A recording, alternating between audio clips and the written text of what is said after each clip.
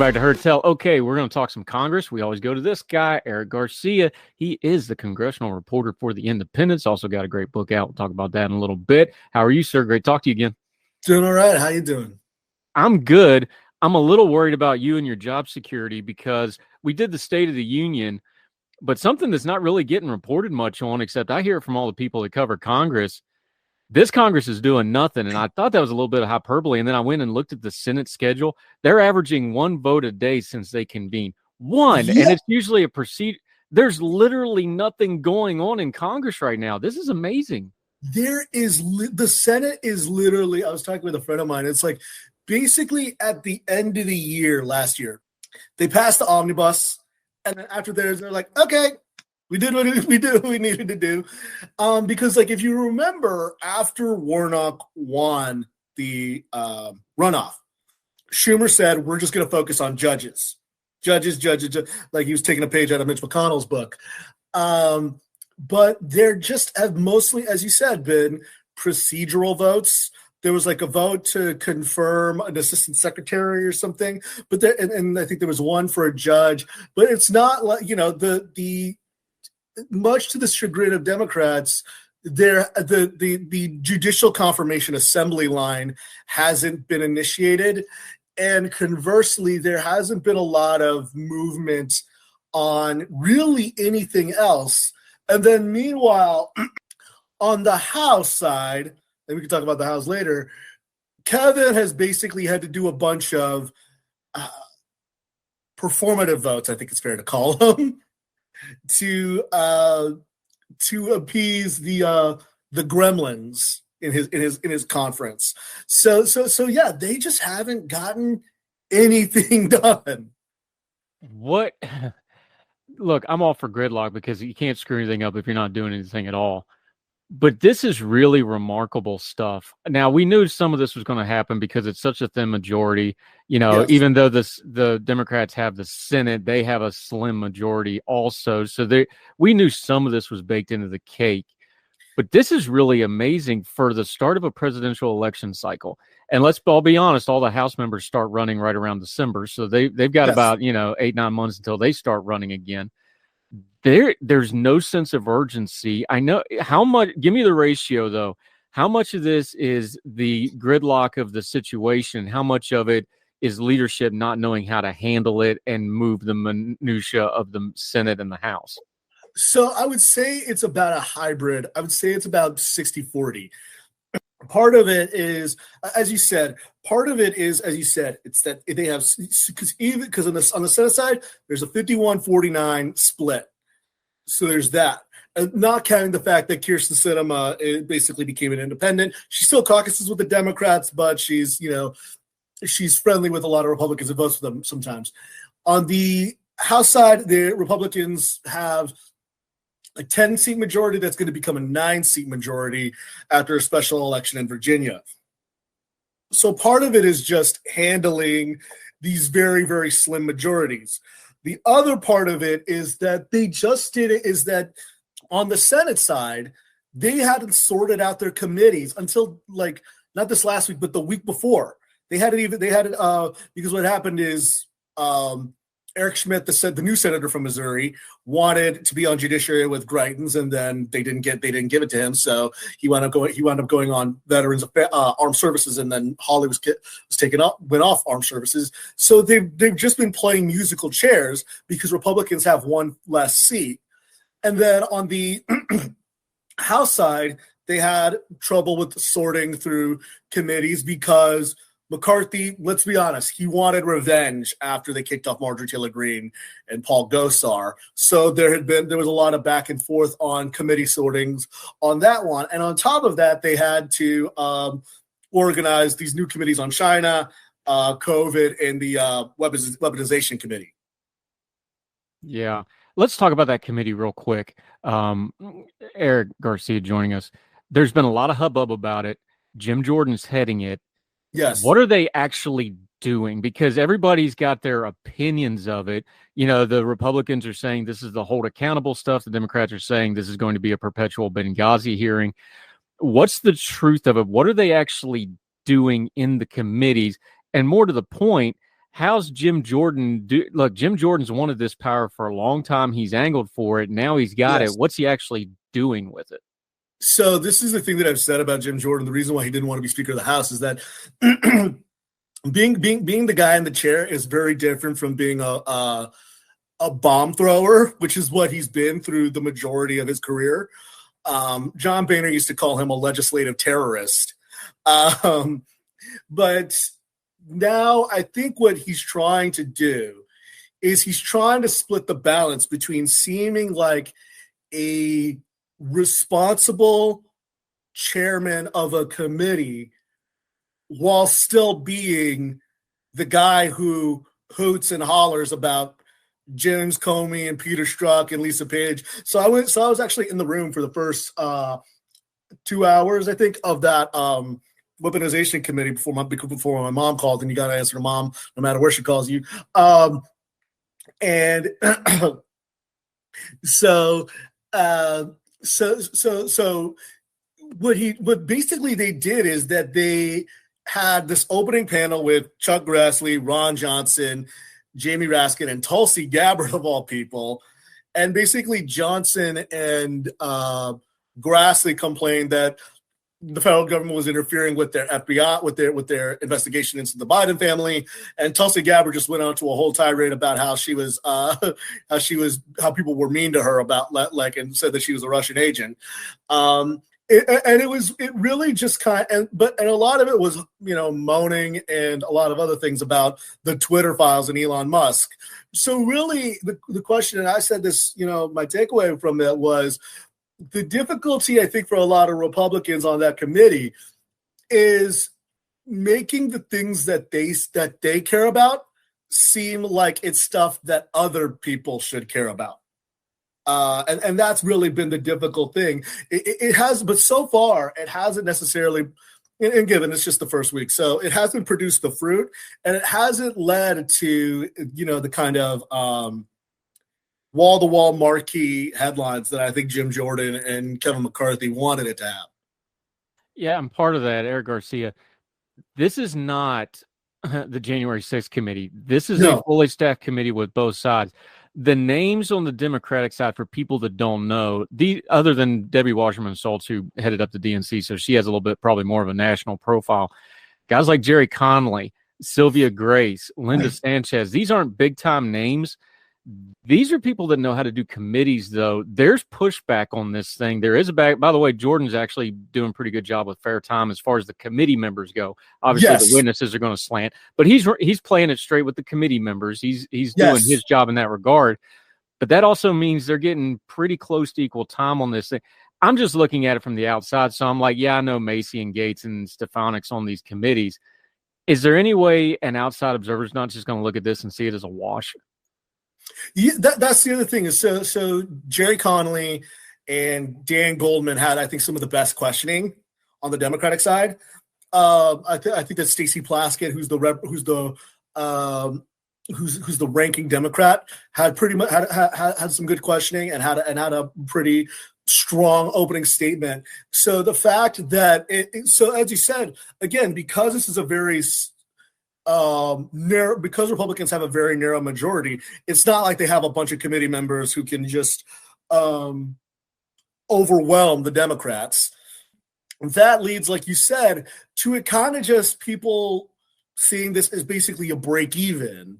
And Goldman had a pretty interesting exchange with Jordan. I'm sure, it made the rounds on the internet. And for those who don't know, Dan Goldman was the head attorney during the first impeachment for Trump with the Ukraine stuff. So as you said, it was at the end of the day, I kind of walked away from it feeling like this didn't move the needle either one way or the other. Yeah, I agree with that. And the other problem you got is, and I've asked people this question, I still haven't got a good answer, is like, Jim Jordan's the guy who's like, I'm not going to answer any subpoenas. Why is anybody getting subpoenaed this thing? Their first opening statement going to be, well, you didn't answer your subpoena. Why do I got to answer my subpoena? And I think that's going to kind of be the doom loop that this thing's going to get into, other than just the sound bites and the partisanship that's going to come out of it, of what they're going to. I don't think anybody outside of that's really going to get any traction on this. Is that a fair way to look at it? It is a fair way to look at it. I think, again, because of the fact that he didn't answer subpoenas on the January 6th committee, he didn't, and he's basically kind of thumbed his nose at it. That has kind of led to him. That could actually kind of backfire on him. Incidentally enough, the funny thing about that oversight committee, about that weaponization committee, is yes, you got your Gates and your Stefanik's and all that. It was not as much of a circus as the oversight committee hearing the day before, which was a debacle. And I think that Kevin is probably regretting and I should say, James Comer is a pretty, evenly, fair-handed guy, and Jamie Raskin, from what I understand, likes him, and when I've talked to them, they get along. But I think that Kevin is regretting putting Marjorie Taylor Greene on that committee. Yeah. So that hearing was much more of a debacle. So.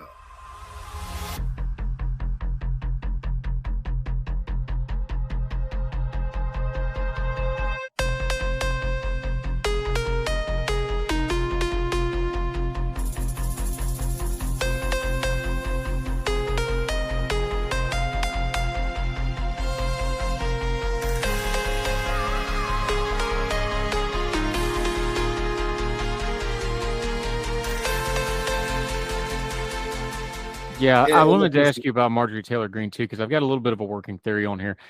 I think, and people, look, this is just, we do a dog grown folk talk here. Probably the best thing that ever happened to Marjorie Taylor Greene was the Democrats stripping her of her committees, because nobody listened to her talk outside of conservative media for 2 years.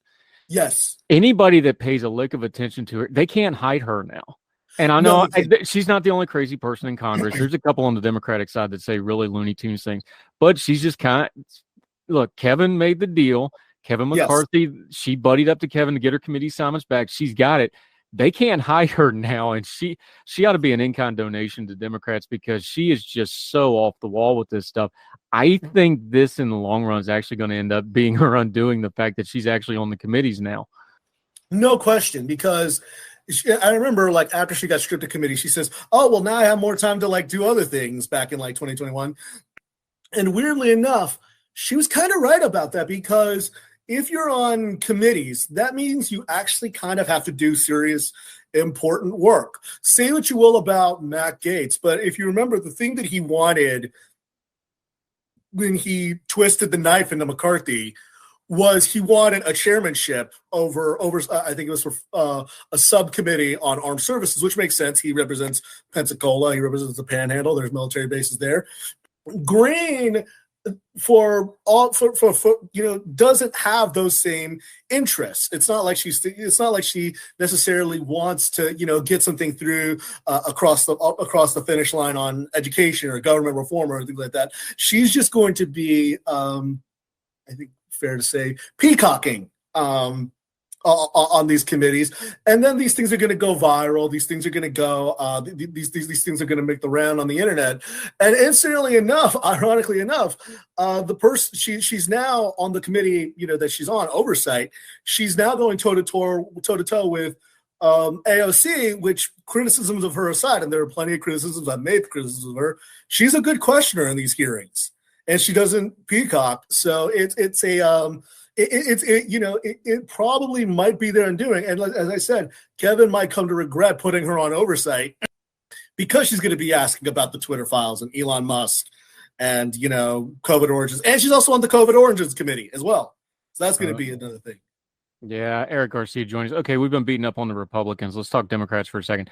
Sure. Chuck Schumer hadn't had a whole lot to do because they're waiting on the House to do anything. He does have two themes developing here.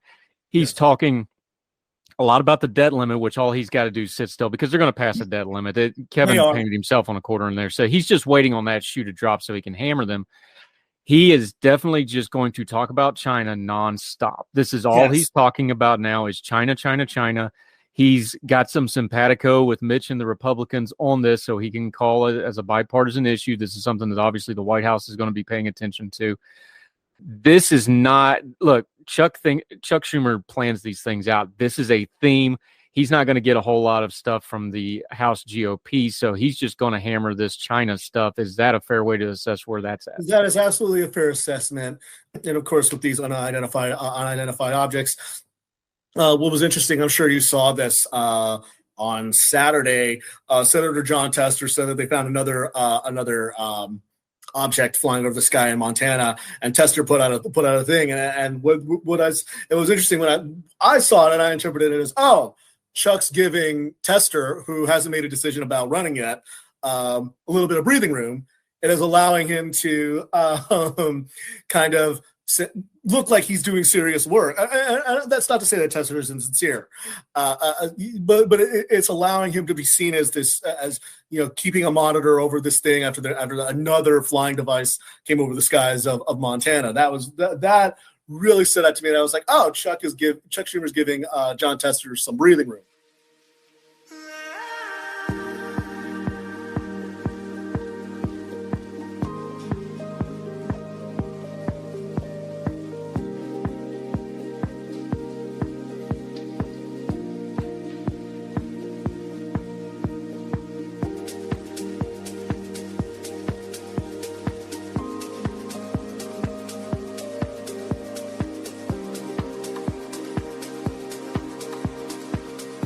Yeah, Eric Garcia joining us. While we're on the subject, look, I'm one of those cynical people. Yes. I'm very cynical about stuff. No, I don't believe in aliens. No, I don't believe in UFOs. Yes, I study history. I'm all for shooting down anything that encroaches on our airspace because that's a sovereignty issue. I also study history. This is not the first, last, or will be the last time our airspace has been violated by a foreign power.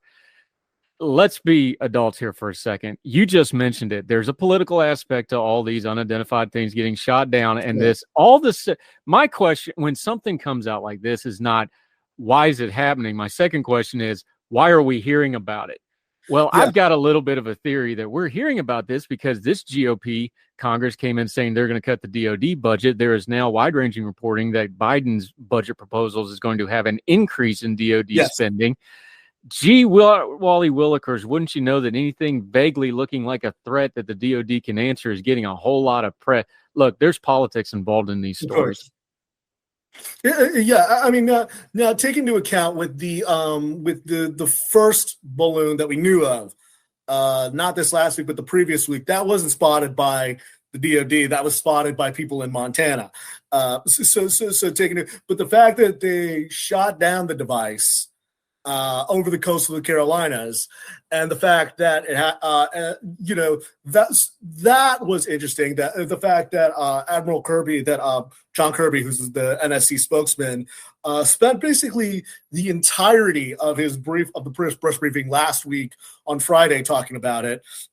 Despite the fact the president's going to Poland to show solidarity with Ukraine, it does show that I think that the DOD and the Pentagon is absolutely trying to make the case that we can't make the cuts because and I should also add, the House members of the House GOP are talking about this, but the Senate GOP is very much no, this is unacceptable. As soon as the balloon was shot down, Mitch McConnell said that the president can't cut his defense budget. He needs to increase the defense budget. Plenty of senators like Senator Roger Wicker, who's on armed services, I think he's the ranking member on armed services, said that that cutting defense spending is a no-go. So this is going to be the White House, Senate Republicans, and some House Democrats are basically telling the really right-wing conservatives, no, this ain't happening. You're not cutting the defense budget.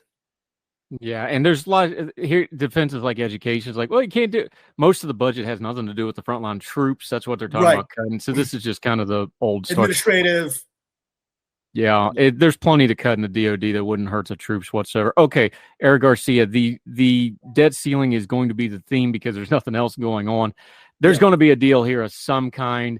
What's the pound of flesh involved here that gets this over the starting line, and does Kevin McCarthy survive it? Okay, those are two very important questions. So first off, yes, they are going to raise the debt limit. Don Bacon, who's a moderate from Nebraska, said that they're not going to do what's called a discharge petition, which would allow for all the Democrats and some moderate Republicans to just bring a clean debt ceiling increase to the floor without going through the committees. But I think that ultimately and McCarthy has said ultimately that Social Security and Medicare are off the table. That hasn't. But what he didn't say is he didn't say Medicaid. And, my good friend Joseph Roig asked Joe Manchin about Medicaid, and he kind of showed some openness. But then when I talked to Joe Manchin, he said that we're not scaring the bejesus out of people about things that they depend on. So that might be something. There might be some cuts around the margins, but I don't think. But incidentally enough, the person who laid it out the most was AOC, when she said, look, if you don't touch Social Security and Medicare and you don't touch defense, you don't have that big a chunk of when it comes to discretionary spending and non-discretionary spending. You're going to have trouble making the kind of cuts, especially because Republicans want to balance the budget within 10 years. When you take Social Security and Medicare off the table and you take defense off the table, that is infeasible. So the question then becomes, and of course, take into account that the Democrats still control the Senate, so they're probably not going to say yes to a lot of the kind of cuts that House Republicans want anyway. So that is so really the question is, what is there left to cut? And then the question comes, will Kevin be able to get enough Republicans? Will he be able to follow the Hastert rule? And for those who don't know, the Hastert rule, named after an actual pedophile who went to prison, it means that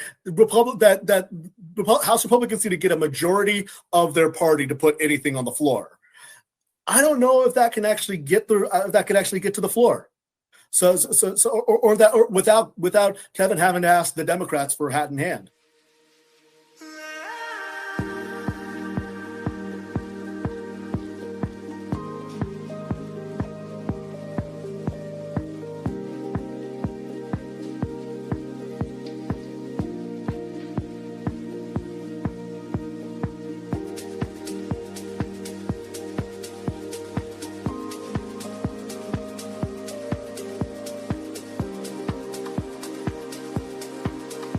Yeah, and both of those will be brutal to him and his own raucous caucus that he's trying to hold on to. Okay, one last question. We are entering the presidential. Look, Biden's going to run again. We've got most of the Republicans. Nikki Haley's going to be announcing here probably next week. It looks like Trump's already in. DeSantis's people are saying his timeline somewhere around May to June. So we're in a holding pattern on this. Presidential elections affect what Congress does a lot. Lot. What is the congressional? Because that's what you cover. What are they waiting to drop in the presidential cycles? Are they trying to just get this debt limit done before that kicks into full gear and then they can just do committee stuff? How's Congress and the Senate reacting to the calendar ticking on the presidential season? Well, I mean, I think that it was interesting. I talked with Brendan Buck, who worked for John Boehner and Paul Ryan right after the midterm election. And he said, absolutely, Trump being in the presidential cycle and being in the presidential fold is going to absolutely affect this, because if Trump posts something on Truth Social and he says, Kevin, don't take the deal, need to be strong, all caps, or we don't have a country, then that could affect a debt limit deal. Conversely, Ron DeSantis never really had a relationship with Kevin. So I think that because he was part of the Freedom Caucus and all those folks when he was a member of Congress. So it absolutely does affect it. I think that I'm sure that McCarthy is definitely thinking about the fact that if Trump doesn't like a deal that they've done on, the budget or a continuing resolution or the debt limit, that he's going to have Marjorie Taylor Greene knocking on his door sometime soon, and it's not going to be pretty. Yeah, Eric Garcia. I'll ask you this because I did a Fox hit a couple of weeks ago, and they were asking about it. Look, he can go back on Twitter whenever he wants to, because I'm talking about Trump here, and Elon begged, borrowed, and tried to shame him into coming back already, and he hadn't yet. This True Social thing, he's supposed to wait 6 hours or whatever. It's got a regulatory problem. It may be going under before even then. The rumor is that his agreement ends with them anyway, somewhere around May or June. That's about the time presidential season really kicks off. Trump can get back on Facebook now, Meta, that includes Instagram, all this stuff. If you start getting, I'm just looking at the congressional calendar here. This is about the time all this stuff's going to really get icky and Yes, dicey this March through June. Look, that's going to be the make or break of this Congress is the March through June period of this year. That may be the time that the presidential season really kicks off. That might be the time Trump returns to social media properly. That's a lot of cross streams all at once for folks to deal with. it is. It is going to enter cross streams, and I'm sure that back in the day, Paul Ryan used to joke that he said, like, every morning I wake up and I check all of Trump's tweets that I'm going to pretend that I haven't seen this morning. And that is absolutely going to be Speaker McCarthy in the coming weeks, because he's going to have to pretend to say that, Trump's the president, but he doesn't lead the Congress. He's not the Speaker of the House. But he's kind of in a bind because, as people might have remembered, because thanks to the C-SPAN cameras, Marjorie Taylor Greene got Trump on the phone to try to whip up votes for him. So Kevin is kind of, I'm trying to think of the word. Kevin owes Trump a debt. And Trump could basically at any moment tweet out, I got Kevin the speaker, the votes for the speakership. Don't pass a debt limit increase. And then what is he going to do? Does he survive the summer? It could very easily. So the question of whether he survives the summer or not has always been that's the question everybody else asks. But the because he has to pass the debt limit. Let's just play this out. He is going to pass the debt limit. That is going to happen, which breaks all his promises. Which breaks all of his promises because he got rid of the Gephardt rule. He got rid of a lot of the other rules. The question then is, who leads the revolt? Because it's got to be someone with credibility. It can't be Matt Gaetz. It can't be Lauren Boebert. It's got to be one of the 10 or 13 Republicans who switched their votes on him. And the other question is, who do they put up in exchange instead of him? That to me is the real question. Is if the way he survives is who leads this revolt against him, and do they have a credible alternative? Because Scalise is not going to knife him yet. Jim Banks is leaving for the Senate. Stefanik, but well, as we've talked to before, I've said it since she did it. Stefanik did not burn all her bridges to sit at the number 3 spot. So Scalise better do it or get off the pot, because he might get double knifed because he's got her standing behind him. I'm just throwing a name out there. Like she didn't look. She's an Ivy League. She was she didn't burn all those bridges to be the number 3 in the House. No. She's ambitious. That's somebody I would watch. Scalise may do it himself. Banks is off to the Senate supposedly, and that's going to get ugly. But I would think it would be one of those two, right? It would be one of those two. Emmer, I think, is waiting to actually move up in the ranks after he had an admittedly good 2 terms as NRCC chairman. But the real question, as you said, is Stefanik or Scalise. The question is, again, Kevin might survive if the thing Kevin McCarthy has going for him is that his enemies are probably just as incapable of getting the votes as he is the best way I could put it. What a time to be alive and to cover Congress, my friend. You, my friend, have good job security, because this is going to be one of the crazier 2-year periods in the history of the United States Congress. Eric Garcia, we always appreciate it. Let folks know where they can find and follow you. Promote the book. We didn't touch on it today, but you did an article a little while back on autism and the electroshock treatment that was just shocking. Make sure you mention that real quick for folks, where they can find your book, now out in paperback, and how they can follow you until we get you back on Hertel again. Yeah, right here, We're Not Broke, and change the autism conversation, available wherever you can get your books. You can get it on Amazon. You can get it at your local bookshop, online, IndieBound, whatever. You can also follow me on Twitter at Eric M. Garcia. I wrote an article for the Boston Globe about the fact that Congress finally passed legislation to allow for the end of electroshock therapy on autistic students. If that makes you go WTF, me too. So thank you very much. I always love being on the show. Yeah, you do great work. We'll talk to you soon. Keep your head down up there, brother. You keep them straight. All right. See you soon. See you, Eric.